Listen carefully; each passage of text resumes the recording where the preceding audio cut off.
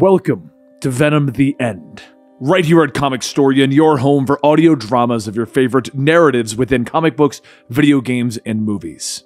The End line of comics is something that Marvel created a long time ago, and what it basically is the actual ending to your favorite superheroes. They take the idea of what would be the last story, and they put it out. It ignores a lot of continuity, it presents awesome concepts, but overall, it gives us a definitive ending to your favorite superheroes. And today, Marvel has put out Venom The End. So it's time for us to sit back and enjoy the final Venom storyline. And if you enjoy this, please consider subscribing to the channel, as there's a chance it will grant you a symbiote. And if you like this video, there's a chance that you'll battle against Spider-Man. But let's go ahead and begin Venom The End. Hundreds of thousands of the Venom symbiotes push forward, at the front extending its claws to create a beam of energy. This is Venom's final story. At the far end of the galaxy, a horde of rushing supercomputers and super sentient AI meet Venom in battle. This is the last stand of BioLife. In the past, Venom was merely one of many symbiotes that lived on Earth. The Venom symbiote itself was a living dimensional tesseract of genetic information that is splintered off of the main Clintar race. While each symbiote required a biological host, only Venom came to truly love its human host, Eddie Brock. For reasons that the others could not understand, Eddie was a 5-star host for Venom.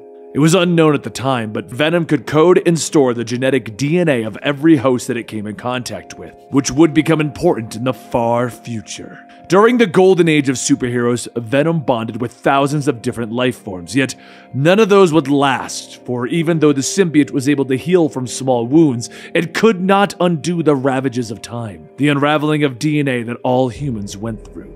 Eddie Brock, Venom's favorite host, would become the longest living human. Eddie would stare outward from the symbiote, his eyes wide, as his failing organs were replaced with venomized copies. Eddie, barely alive even now, withered into a husk of his former self, kept alive only by Venom's will. Yet his mind still withered away and deteriorated as Venom replaced dying neurons one by one, and as the world fell apart around them, Eddie was no longer even aware. In his mind, young Eddie was looking up at the face of his mother, yet it was Venom. His classmates wore the face of Venom, as did his dog and his prom date. The woman that he loved, the one that would become his wife, looked like the symbiote. And as Venom tried to keep the candle of Eddie's mind lit, his memories and past were replaced until there was no Eddie left. And finally, Venom was forced to let go. The world was ablaze around them as the symbiote withdrew from Eddie's withered body as gently as possible. And as Eddie's body crumbled into dust, the last human on Earth passed away. In this far future, Venom stands, tears falling from its eyes as the machines around him battle, destroying the world. It was decades ago that the first artificial superintelligence were set free, and they began to wipe out all biological life in the universe.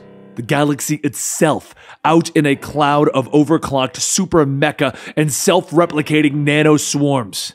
Entire biospheres were wiped out in seconds until the galaxy teemed with nothing more than warring hypercomputers. Entire galaxies became no-go zones as feral AI fought and battled against each other for dominance. One of the more dominant species featured the single mind that had been digitally coded from the Golden Age, and that was Tony Stark.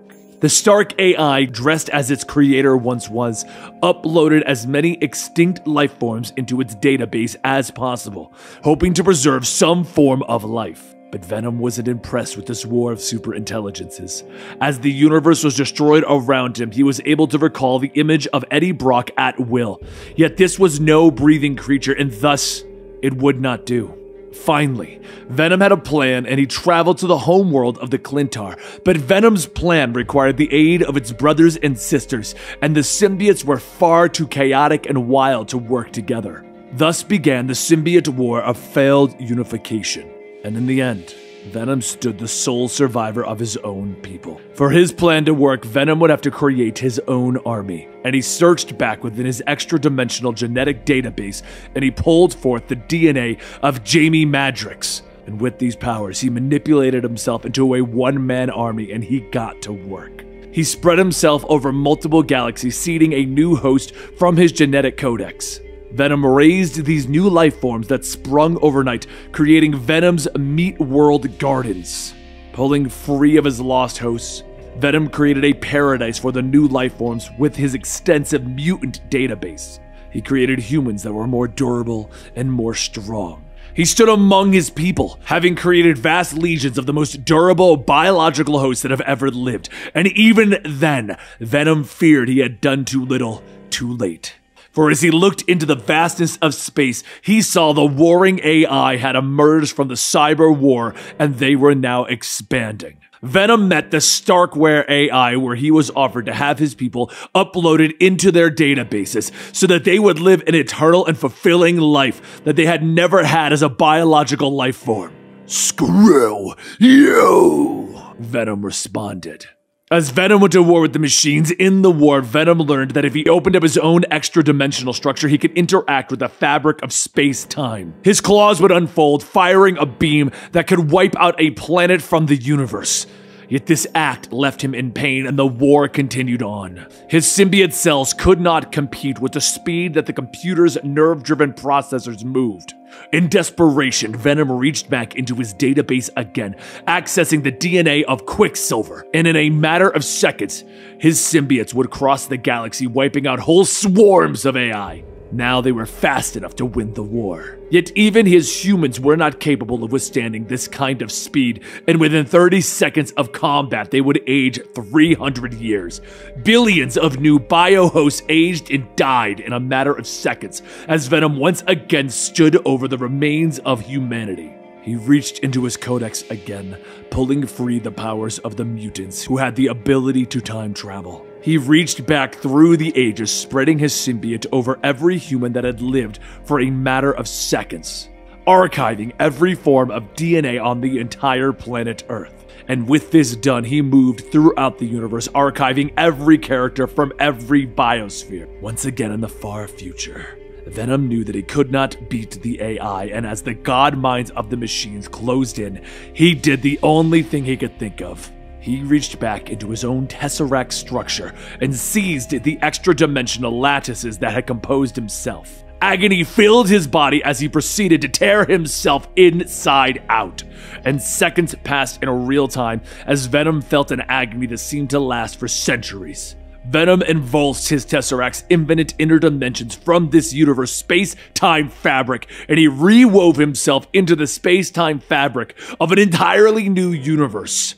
This act of creation respawned all the previous universe's bio-life within an instant into this new Venomverse. And in the final moments of creation, Venom's life finally flickered and it died. The Starkware looked out onto the new universe, looking back on the records of everything that they know of Venom's end.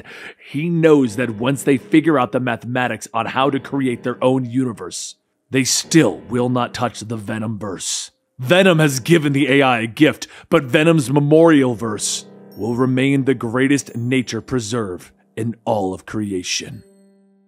So that was a weird Venom story, wasn't it? But if you don't understand fully, let me just break it down really easy for you. Venom has the ability to take the DNA of anyone that he touches, and using that, he created an entire new universe because no one was left alive. All because of Tony Stark again. Anyway, I hope you guys enjoyed this story. Don't forget, you can subscribe to the channel to get more videos on a daily basis where we discuss stuff in the comic book movies, stuff in the comic book video games, and stuff within the comic books themselves. You can also get early access to a lot of our projects by becoming a Comicstorian Army member and get on the screen right now by going to our Patreon, patreon.com/Comicstorian.